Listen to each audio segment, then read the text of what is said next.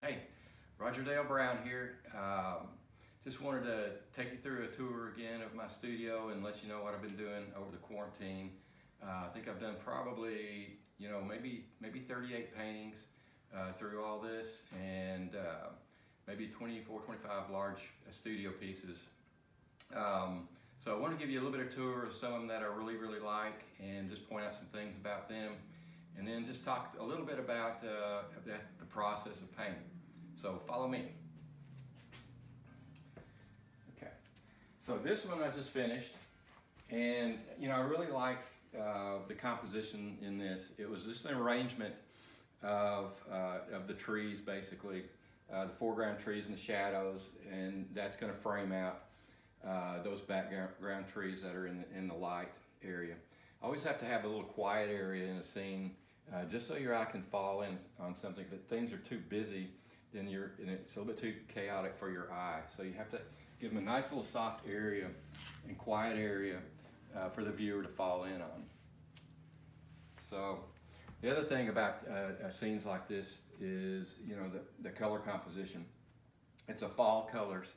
So you have a lot of different colors going on: yellows, golds, reds, greens, and you got to decide what's the dominant color in the scene. So I still pick the green to be the dominant color, have some golds and have some reds in there, so you get the idea of fall, but the greens are still a dominant color in that.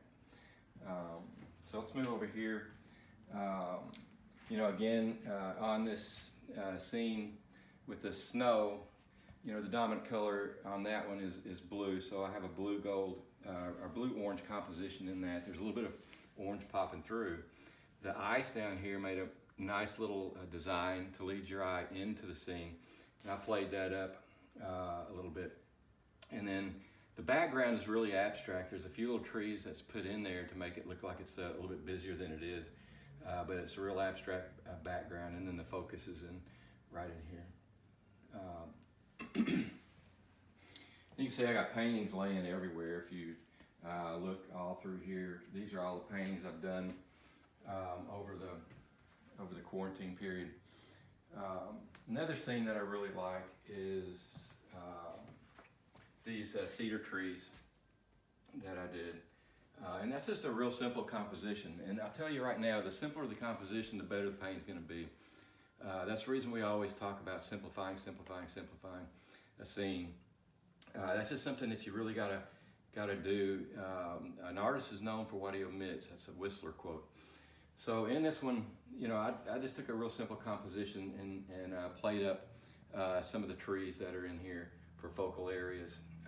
The light hitting the tops of the cedar trees. And what I loved about this scene was the color harmonies that are inside the cedar trees. It's just beautiful colors in there. And so I played that up in that scene. Down in the foreground, it's very vague. Not a lot going on down there, because the importance isn't down here. Where I want you to look at is up here. So anyway, those are three that I've done, with through this period. But I want to go over just a little bit about the process of how I reached this point right here. So I had to go through a lot. So sometimes I'll do little sketches. Like through this period, I've done a lot of little sketches actually. These are like little no-tan sketches I've done of a scene, and you can see I did them in black and white and black, and that's the essence of no-tan. It just gives me a nice base, a design, how the format's split apart in there. So there's another scene in here. I'm not too organized with my sketchbook, but you can see that scene, and we're going to go over this right here because I have a painting of that. So that's the start of one of my paintings. So I did it in black and white charcoal with three or four values in there, so real simplified, just so I could see the values in that scene. The next thing I did in here was I did a color sketch. Now I want to do a color sketch off of this just because of you could do something in black and white and charcoal or the drawings, and it seems like it's a great idea.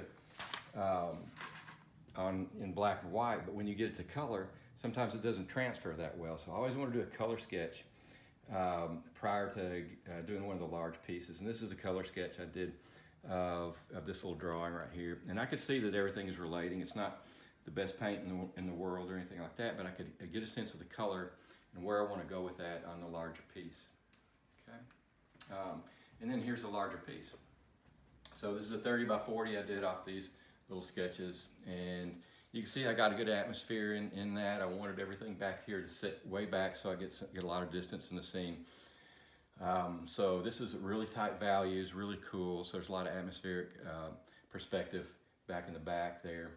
The design was real complicated in this because there's a lot of elements, and you have this little wheat field in the foreground that could possibly cause problems. But what I did was just angle it down so you have an entrance right here. So your design is this grassy area that follows back and then up. So your eye is led all through the scene. And also the placement of the barns is another way for me to get your eye from the foreground to the background. I angled this barn to shoot your eye back up into the scene, into the focal area, which is right here, and then staggered, the other elements, the other structures, in strategic places in the scene to draw your eye back around. You see it starts here, and your eye starts to bounce around in different elements of the scene right there. So anyway, so that's kind of the purpose for these little small sketches. And there's the result right there. So hope to see you in the class someday. Thank you so much for joining me.